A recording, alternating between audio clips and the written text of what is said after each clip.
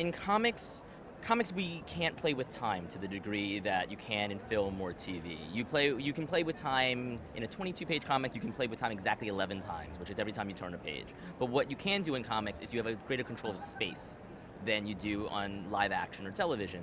And with that, we can do some stuff that you can't do on live action.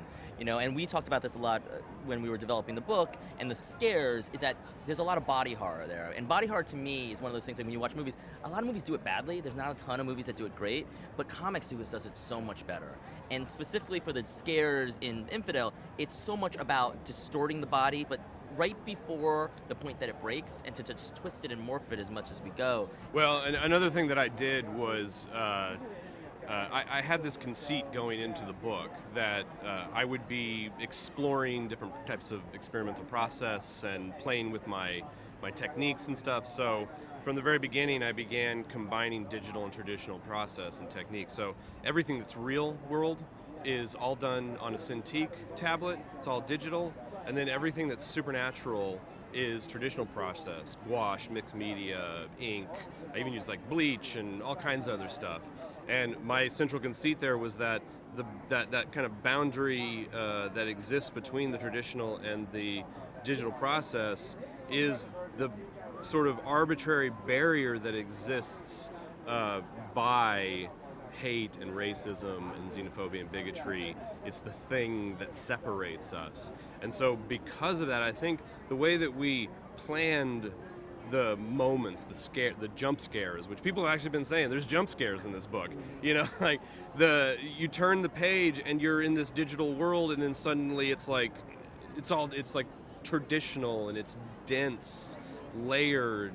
The detail is, I really dive into the detail, and so it shocks you, I think, initially when you're not expecting to see that transition.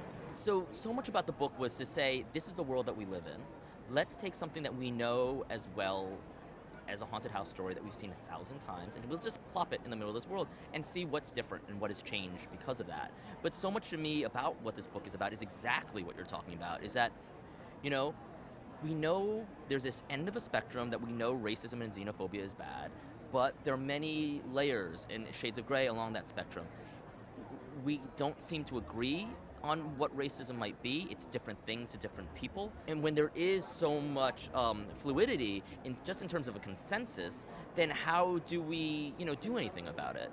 The main thing that I started thinking about it, well, Pornsak brought up a little bit of it before, the body horror, the twisting of the forms just up until the breaking point. The other thing that I wanted to play with was how can I tell the story of the ghosts without telling their story? And so that's in the way that they actually look. Each ghost was individually designed to reflect their particular form of racism, I guess, or the thing in life that continued on in death and turned them into the demonic entity that they became.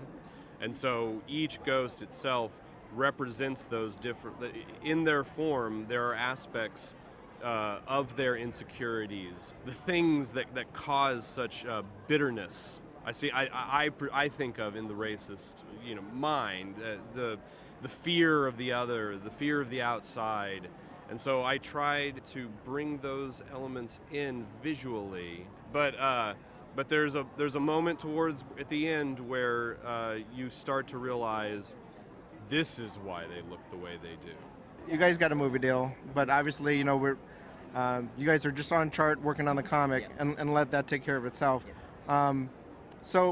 But how does that open up more, I guess, possibilities for you, because you know that there's something that comes after, or does that kind of feel like more like you've got to kind of close it up at some point? That's a really interesting question. I don't know if it necessarily changes the way we make the book in any way.